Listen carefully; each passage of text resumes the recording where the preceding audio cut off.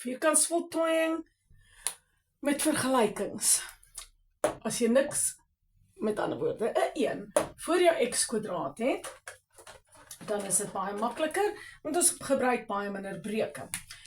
Eerste plek, alles wat nie 'n x is nie, gaan na die x het nie, gaan na die ander kant toe. X kwadraat minus 8x is gelyk aan, hy gaan oor, hy word 'n minus 12.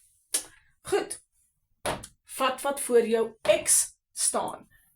8 gedeel deur 2, kry 'n antwoord, kwadreer daai antwoord, en tel dit aan elke kant van die is gelyk aan, by wat ook al daar staan alreeds. Onthou, as jy iets nuuts bring, gaan staan dit agter jou goeders wat alreeds daar staan. Minus 12 plus 16. Ek kan enigiets doen aan 'n vergelyking wat ek wil, solank ek dit aan al twee kante doen, as 'n geheel. So ek tel 16 hierby, dan tel ek 16 daarby. Nou is hierdie kant 'n volkome vierkant. Ek kry die vierkantswortel van my eerste term, die vierkantswortel van my tweede term, en die teken van my middelste term. En daar het ek hom gefaktoriseer. Aan hierdie kant kry ons minus 12 plus 16, dit gee vir ons 4.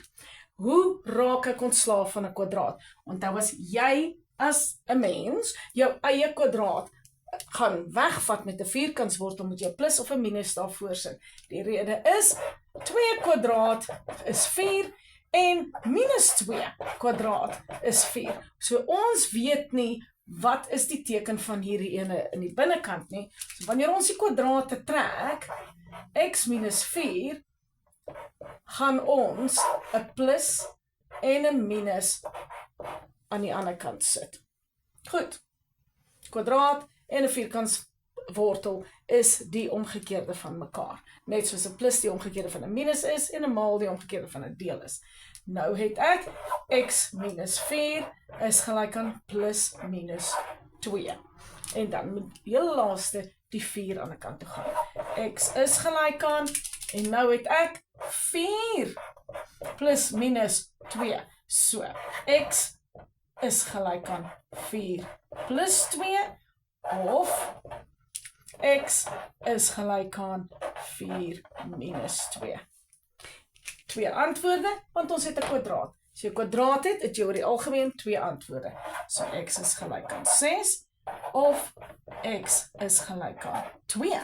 Maar omdat ons hierso nie 'n grafiek het, of hulle het nie gevra, bepaal die x-afsnitte of die wortels van kwadratiese uitdrukking, het ons 'n of tussen my 2 antwoorde.